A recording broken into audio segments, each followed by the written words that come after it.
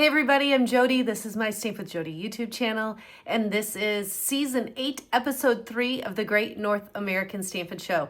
To start, huge shout out to Lisa. She crushed us last week. She had an amazing project and won by a landslide. So tonight we have all new projects for you and we're super excited to share them. Be sure you subscribe right here to my Stamp with Jodi YouTube channel so that you don't miss any of the videos I do, including other video series that I have. So let's go ahead and get started. All right, for today's episode, we are being inspired by projects shown on page 53 in the Stampin' Up! Mini catalog. And so if you look at some of these different samples, they've got a different feel to them. And I kind of focused and zeroed in on this one right here. So I'm gonna pull it up and just talk about it a little bit, and then I'm gonna do something I don't usually do in the video. So let's start here. What I noticed is that it's a fairly monochromatic card. Like most of it is just different shades of green. But then you've got that pop of color with the berry burst. You've got some metallic in there with the silver. You've got a circle greeting that is really your focal point. There's a whole lot going on in the background, but your eye just goes right to that circle. And just all that background, just a lot of collage stamping.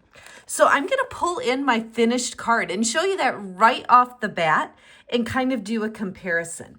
So this is what I came up with. Very different colors, but let's compare a little bit. So first of all, your eye is drawn to that circle focal point where the greeting is. But in the background, you see, instead of greens, I did shades of pink. Instead of a berry burst pop of color, I did a Lost Lagoon pop of color. There's some tone-on-tone stamping on the background, and where they pulled in silver, I have some gold foil paper, and then I did some gold embossing on the back. So I want to walk you through step by step because there's a lot on here that you might not see at first glance. And so I want to walk you through this and show you how I made this quick and creative card. But before I do that, I can't not talk about our Simply Sweet Retreat in a Box. So this is all of our projects. We've shown you these before, but I have to show you again because the registration deadline is the 20th, and that's quickly coming up. So it's kind of hard to see because my camera is down pretty low, but this is an adorable bag with a card right on the front of the bag. There are 2 of these little berry basket cards that are just so stinking cute. There's our little box of encouragement where you can write notes, verses, put photos, whatever you want. Give that to a friend. There's this wow card, very cool. And then we've got 8 other cards, all made from that Made with Sweetness scrapbooking workshop kit. You get a lot of product. You get amazing projects. There's a PDF with some greetings on there for you to use. All of this is what you get in your Retreat in a Box. You're going to get a full Made with Sweetness scrapbooking workshop kit. You're going to get embellishments. You're going to get ribbon. The tutorial is literally out of this world. It is a top-notch tutorial. There's even a video that walks you through all of the projects if you're a more visual learner. Register by April 20th. Link is in the description here. All right, let's jump into this card. I've got a strawberry slush card base, so I am going to get that folded. And then I've got some pretty in pink right here.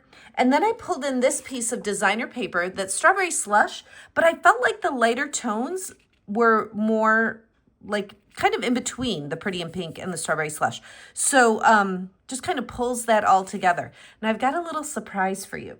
Do you remember last week when I made this adorable little card and I cut out that honey bear from this sheet of designer paper that has all of the jars and things like that? So that's where I got that honey bear. But look what's on the back. It's this designer paper. So if you think that this paper is not versatile enough to do things other than the fruit and honey, think again, because this is a totally different look, but I used that same designer paper. So that was super fun to do. All right, I'm going to pull in Versamark ink. If this is new to you, get this in your shopping cart because it is extremely versatile, must have. I'm going to use it 3 times on this one card. So first of all, I will take this piece of Pretty in Pink. Don't need my bone folder anymore. And I'm going to use this image. I should tell you what I'm using. Nature Symphony. This stamp set right here, I'm going to use the large image, this little detail image, and then the greeting from there. The dies that go along with this are amazing. We'll look at some of those as well. So we're going to start with this big, giant stamp. Because it is a little bit bigger, I set it face up, take the ink pad in my hand, and tap the ink on it like this. Now, Versamark ink is a little bit sticky. It's a watermark ink, so it's a little different than what you might be used to. And I am going to go right here, just give it some good pressure. And when I lift up, you're going to see tone on tone stamping. It's a very subtle look, but it just fills in some of that white space, and it's going to make it look so much better than if it was just left plain solid. So I'm just kind of fitting in on more of the edges here. I just want to kind of have a collage on that background piece. I'll go like this, and then I'll just tap the corner on here a little bit, and we'll add some right down there. Okay, so this is what we've got. So when I layer it on here, there's that or this. I think you could tell what a dramatic difference that makes by just doing that simple tone-on-tone background stamping. Now, this is a pretty light color. Pretty in Pink is a fairly light color. So when I set that on here, you can see it did the tone on tone. I'm going to take another image. This one's smaller, so I'll just tap it on my ink pad. And I'm going to stamp over here on the strawberry slush. Now look what happens there. I'm going to just move it a little bit back and forth. But do you feel like that maybe is a little bit darker? I think it really makes a difference. But what's making a difference is not like the amount of ink on the pad or how hard I'm pressing. The difference is simply because this is a darker cardstock. And sometimes it's just more dynamic on a darker cardstock than a lighter cardstock. But it's that same Versamark ink. Any color you put it on, it will take on the look of that color. Now, we're going to use Versamark one more time. I'm going to pull in that designer paper, remember with the jars on the back. I'm going to pull this in one more time, and I'm going to use that same giant image, and I'm going to stamp on the designer paper.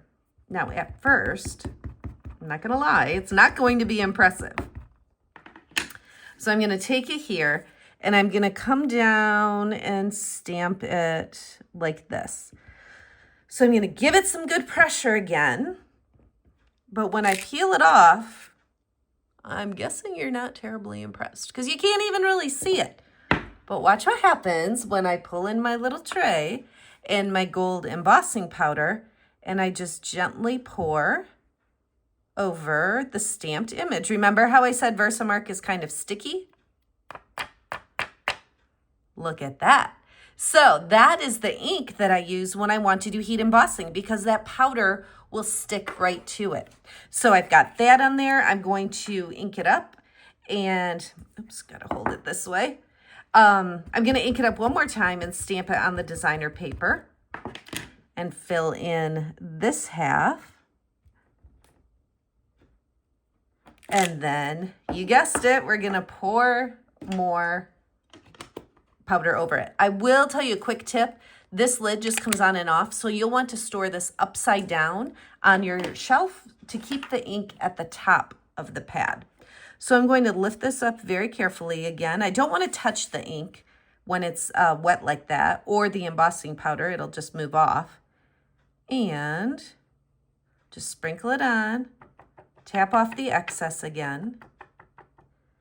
And now we've got all that gold embossing powder, which we're going to heat to get that smooth, glossy finish. So let me pull in my heat tool and we'll do that. The key when you're doing heat embossing is to keep the heat source moving. So once I see that it starts to melt, you see that going? I want to keep it moving. If I leave it in the same place for too long, it will kind of scorch. And instead of being bright and shiny, it'll just be dull and flat looking. So I just keep the heat moving.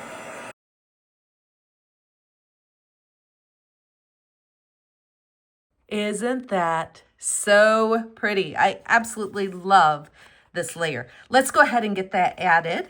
All right, so I am layering this so that I've got an even space around these 3 edges. So it'll go like that. Press that down gently. Okay, now I've done some die cutting with some pieces. Let me pull in all the dies here. I think I've got them all on here still. These are some of the dies that I went ahead and did the die cutting because there's a decent amount of it. So this piece is from this die here. I love the detail that it gives. We're going to add that. And then I wanted that pop of color like the sample showed Berry Burst. And so this is my Lost Lagoon. I did a couple of these little ones in Lost Lagoon. And then there's this. This is a die that I did on gold foil paper.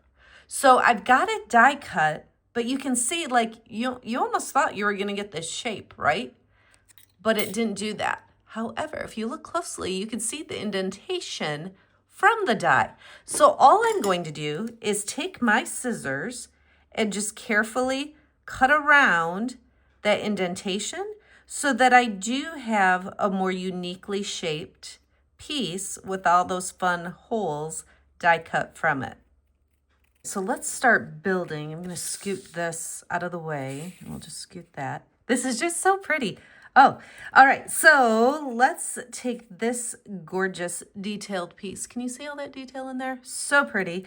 I'm going to use some liquid glue and just kind of dab it gently. I'm not even really squeezing. I'm just letting it come out really gently. I don't want too much. So I've just got my little dots of glue and I'm going to carefully set it down, I think right about here. I'll just press that down gently. So I've intentionally got it going over the design here a little bit, past the pretty in pink, over here onto the pretty in pink. So we want it to just kind of extend out beyond the border of that embossed designer paper. Then I've got this piece here that I finished cutting. Now this is a little bit tricky because you see all those holes? We don't really want adhesive oozing out. Just going to set tiny, tiny little dots on here so that hopefully it doesn't ooze out through those die cut circles. Put some right down there. All right, then this piece, it's a little tricky to grab. Should have grabbed tweezers or something probably. All right, I think I've got it. This piece I'm going to set right down. Let's do it right about here. And I'll just hold that down for a moment. Sometimes it's easier when you've got like the details of that leafy image or this here. Sometimes it's easier to go upside down and just rub like this. I could give it a little more pressure and not worry about something coming off. Now my next step is going to be to take my circle that I punched out from basic white cardstock. So this is a 1 3/4 inch circle. And I'm going to use the You Make Me Smile and Strawberry Slush ink. So we'll stamp that quick on here. It's great to have the photopolymer images so I can see exactly where I'm stamping. And we can pop that on the card. Now, to attach that focal point, I am going to use Stampin' Dimensionals. Here they are hiding. And I'm going to put a few on, oh, that one popped right off for me. I'm going to put a few on the back. And then we'll add these in a moment. So I've got this, put it, I'm gonna have a little bit of space down here, a little bit of space on the right. So I'm gonna set it right about here. And then I want these to kind of tuck in and just poke out a little bit.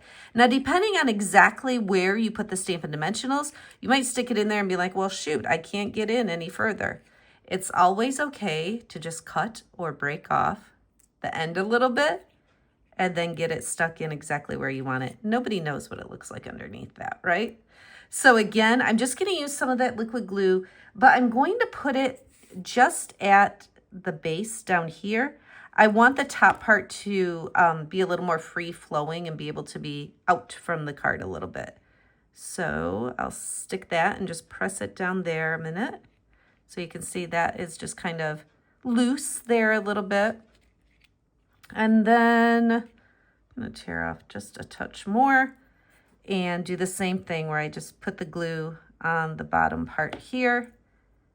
And we'll tuck that in. Down. I've got a dimensional right where I want it to go. I'm just going to see if I can lift it up and stick it under the dimensional.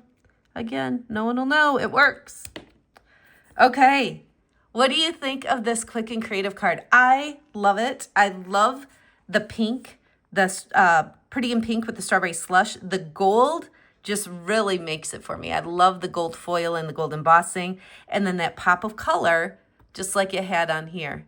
There's so many ideas that you can get from our catalogs. And you look at these two and on the surface, you're like, oh my gosh, those are totally different cards. Until you really look and see all of those similarities.